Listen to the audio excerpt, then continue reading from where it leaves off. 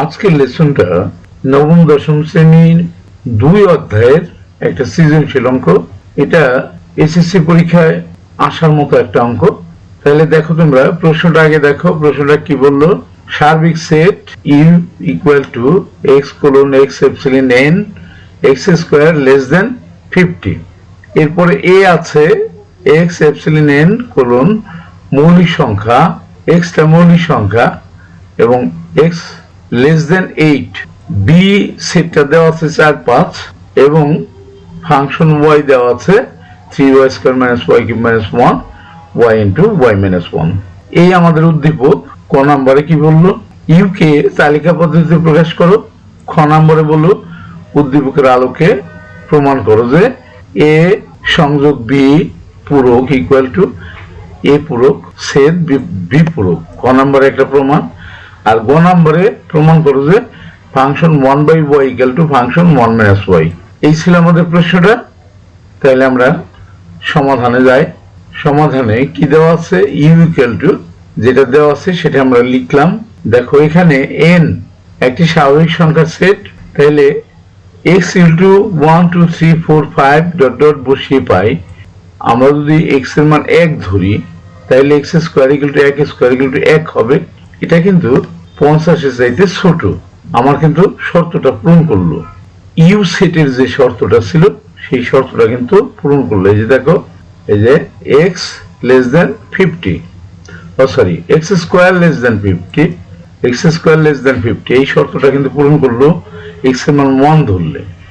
এরপর x এর মান যদি 2 ধরি আমরা, কত হয়?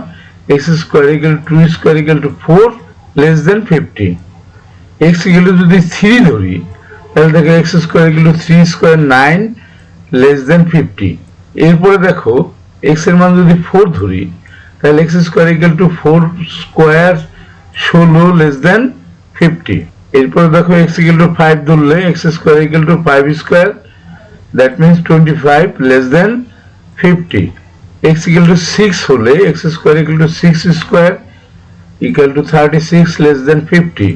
x ইকুয়াল টু 7 হলে x square equal to 7 square 7 7 49 less than 50।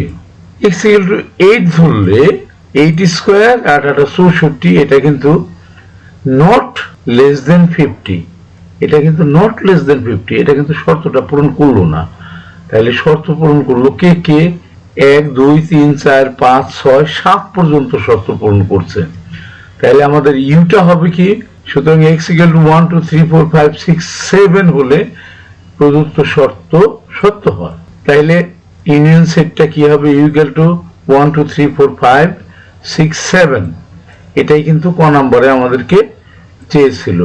ক নম্বর উত্তরটা কিন্তু আমাদের শেষ হয়ে গেল। এবার আমরা খ নম্বরে দেখি ক হতে পাই। ক থেকে আমরা কিন্তু ইউনিয়ন সেটটা পেয়ে গেলাম। 1 2 3 4 5 6 7 আমাদের দেওয়া আছে।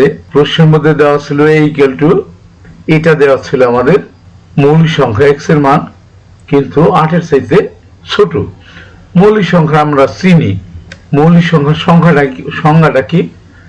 যে সংখ্যাকে সেই সংখ্যা এবং 1 দ্বারা ভাগ করা যাবে, অন্য কোনো সংখ্যা দ্বারা ভাগ করা যাবে না, তাকে মৌলিক সংখ্যা বলে। তাহলে দেখো, 8 এর আগে 4 ছিল, 6 ছিল, এগুলো ছিল, এগুলো কিন্তু নিতে পারলাম না। আমরা শুধু মৌলিক সংখ্যাটা নিলাম। তাহলে এর মানটা কত হলো? দেখো 2 3 5 7, যেহেতু 8 এর চাইতে ছোট, এটা আমরা পেলাম এ। আর বিটা কিন্তু আমাদের প্রশ্নই দেওয়া ছিল 4 5। তাহলে আমরা যদি এ সংযোগ বি করি তাহলে আমাদের দুইটা সেটকে সংযোগ করলাম। সংযোগ করার সময় একটা উপাত্ত যদি দুটো সেটেই থাকে তাহলে আমরা সেটাকে একবার নেই। তাহলে আমাদের সেটটা হলো কি 2 3 4 5 7। এবং এটাকে যদি আমরা পূরক করি, যেটা খ নম্বরের লেফট হ্যান্ড সাইডে আছে, এ সংযোগ বি পূরক।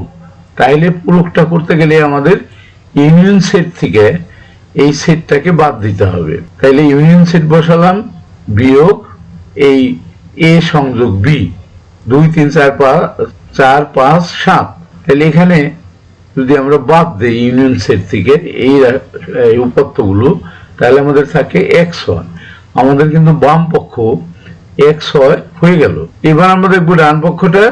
এ আমাদের আমরা পেয়েছিলাম এর মানটা, তাইলে এ পূরকটা কত হবে? ইউনিয়ন সেট বিয়োগ এ। তাইলে ইউনিয়ন সেটটা আমরা বসালাম 1 2 3 4 5 6 7 মাইনাস আমরা এ সেটের মানটা বসালাম 2 3 5 7। তাইলে আমাদের আসলো এ পূরকটা আসলো x আর 6।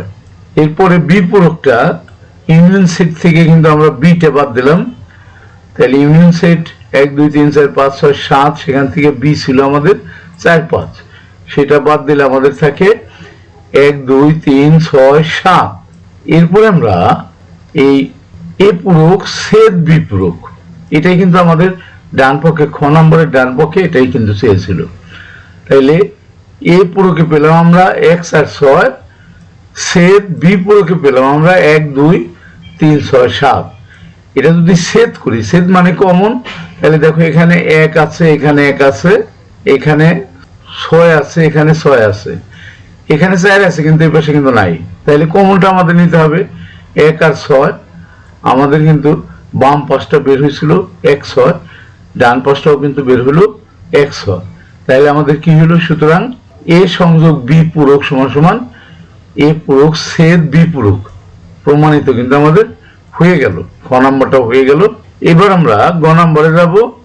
গ নাম্বারের প্রশ্ন ছিল কি? ফাংশন y ইকুয়াল টু ছিল 3y square minus y cube minus 1 divided by y into y minus 1। এটাকে আমরা মাইনাস কমন নিয়ে পাওয়ারটা যেটা বড় সেটা আগে নিয়ে আসলাম। মাইনাস কমন নিলে ভিতরে সবগুলো সাইন কিন্তু পরিবর্তন হয়ে গেল।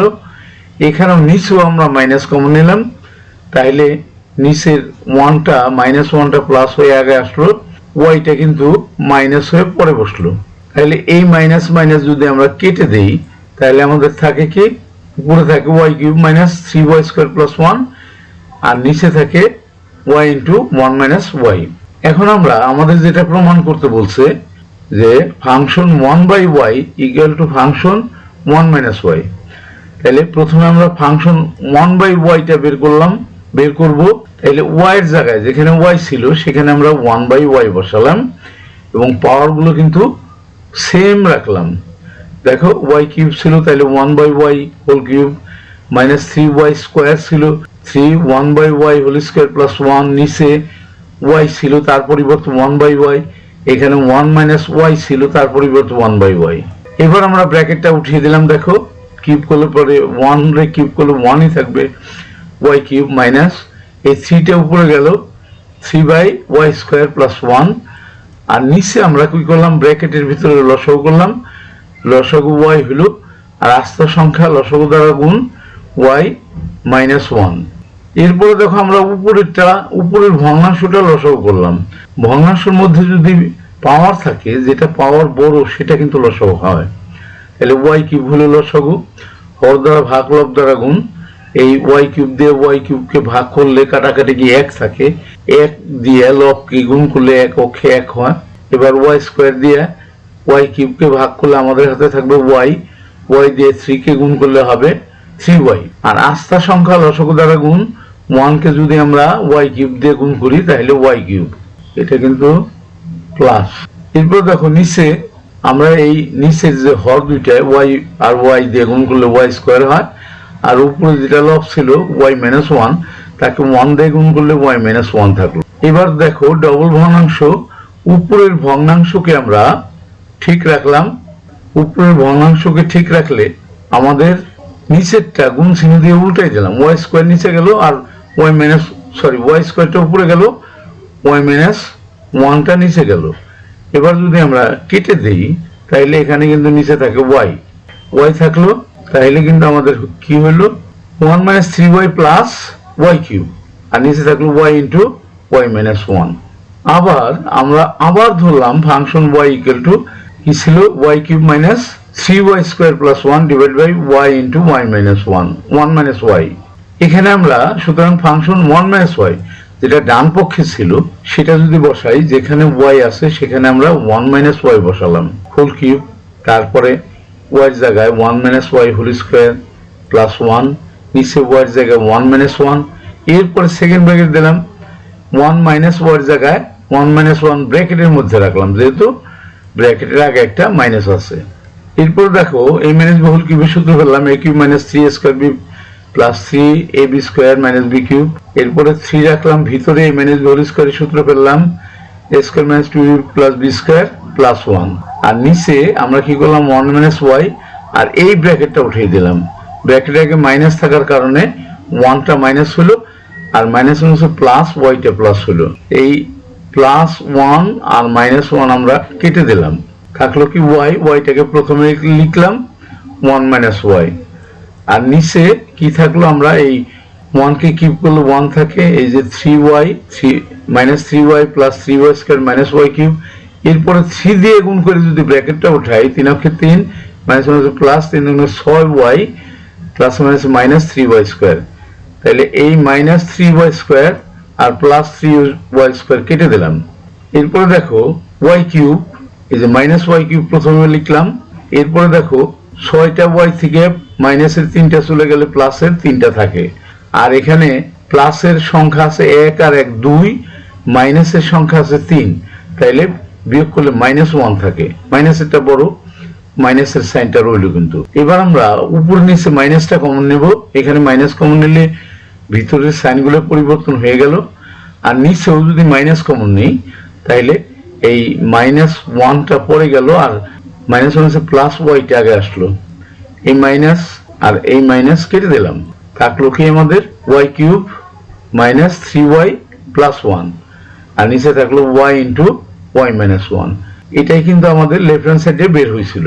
তাইলে কি হলো আমাদের, সুতরাং function 1/y equal to function 1 minus Y, এটাই কিন্তু আমাদের প্রমাণিত হয়ে গেল। নিশ্চয়ই বুঝতে পারলো তোমরা। আমাদের কিন্তু অঙ্কটা শেষ হয়ে গেল। শেষ করব, শেষ করার আগে যে কথাটা না বললেই নয়, সেটা হলো তোমরা কেউ যদি আমার চ্যানেলে নতুন হয়ে থাকো এবং আমার পড়ানো যদি তুমি ভালো করে বুঝতে পারো, শিখতে পারো, তাহলেই শুধুমাত্র আমার চ্যানেলটাকে তুমি সাবস্ক্রাইব করবা, আদারওয়াইজ নট। আর যারা ইতিমধ্যে আমার চ্যানেলটাকে সাবস্ক্রাইব করে দিয়েছো তাদেরকে অসংখ্য ধন্যবাদ। তাদেরকে বলবো যে তোমরা প্র্যাকটিস করবা, যে যত বেশি প্র্যাকটিস করতে পারবা পরীক্ষায় সে তত বেশি ভালো ফলাফল করতে পারবা। এটাই কিন্তু ভালো ফলাফল করার গোপন রহস্য। ঠিক আছে, thank you for watching, see you next.